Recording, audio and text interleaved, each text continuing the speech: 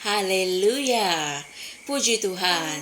Tidak kira di mana jua kalian berada, saya doakan kalian sentiasa dilimpahi berkat dan sehat sejahtera.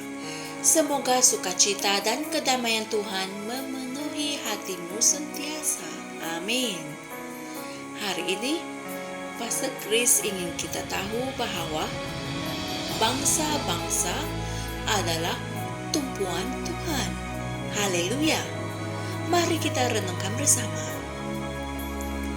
Ayat Injil pembukaan pada hari ini dipetik dari Kisah Para Rasul 10 ayat 38 yang berkata, bagaimana Allah telah mengurapi dia dengan Roh Kudus dan dengan kuasa.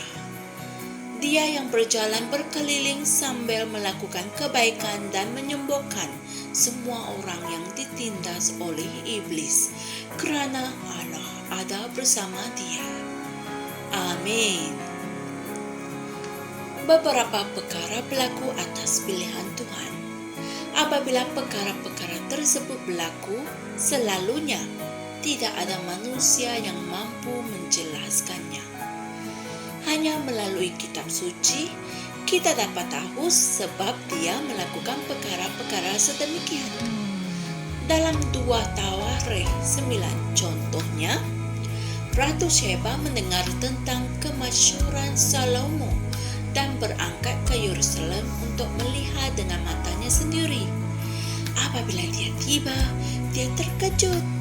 Dia menanyakan setiap soalan yang dia boleh fikirkan dan dia merasa kagum dengan kebijaksanaan Salomo, jawapannya, dan hal-hal yang dia perhatikan. Haleluya.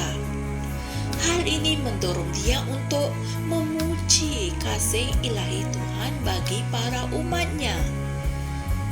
Dan dia berkata, terpujilah Tuhan Allahmu yang telah berkenan kepadamu sedemikian, hingga dia mendudukkan engkau di atas tahtanya sebagai raja untuk Tuhan Allahmu. Kerana Allahmu mengasihi orang Israel, maka dia menetapkan mereka untuk selama-lamanya dan menjadikan engkau raja atas mereka untuk melakukan keadilan dan kebenaran.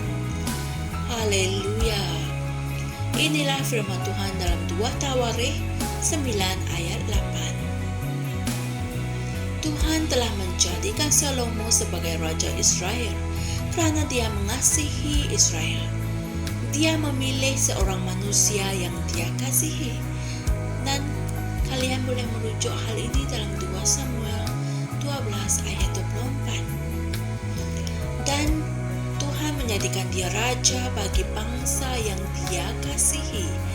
Jadi, orang Israel adalah tumpuannya. Puji Tuhan. Pastor Chris berkata, ini mengingatkan apa yang Tuhan katakan kepada saya bertahun-tahun yang lepas. Dia mengatakan bahawa perkara nomor 1 yang dia mahu saya lakukan adalah membawa penyembuhan kepada bangsa-bangsa. Bangsa-bangsa adalah tumpuannya. Perjumpaan manusia yang bersusah hati, yang sakit, yang lemah, dan semua mereka yang telah menjadi lumpuh akibat penyakit dan kesakitan. Dia mengasihi mereka. Tumpuannya bagi mereka adalah untuk membawa kesembuhan dan kesihatan kepada mereka. Haleluya. Dan puji syukur kepada Tuhan kerana dia telah menciptakan platform dan peluang untuk kami mencapainya melalui pelayanan penyembuhan secara langsung, aliran penyembuhan. Puji Tuhan. Edisi yang sebelum ini telah menyaksikan berbilion peserta dari pelbagai negara menerima penyembuhan daripada penyakit kronik melalui kuasa Roh Kudus. Puji Tuhan.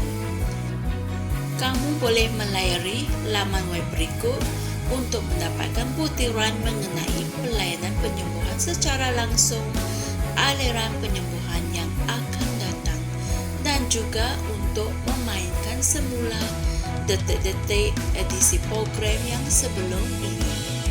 Maha mulia Tuhan. Saudara dan saudari, mari kita sama-sama berdoa. Ya Bapa, terima kasih karena membawa kesembuhan, kekuatan, dan tenaga kepada orang sakit, dan menyebabkan mereka berjalan dalam pekerjaan Kristus yang telah selesai. Engkau telah menjadikan aku terang dalam dunia yang gelap, dan cahayaku bersinar dengan sangat terang. Aku berjalan dalam kemuliaan dan kesempurnaan-Mu, sambil menyatakan kebenaran-Mu dan menjalankan kekuasaan Roh.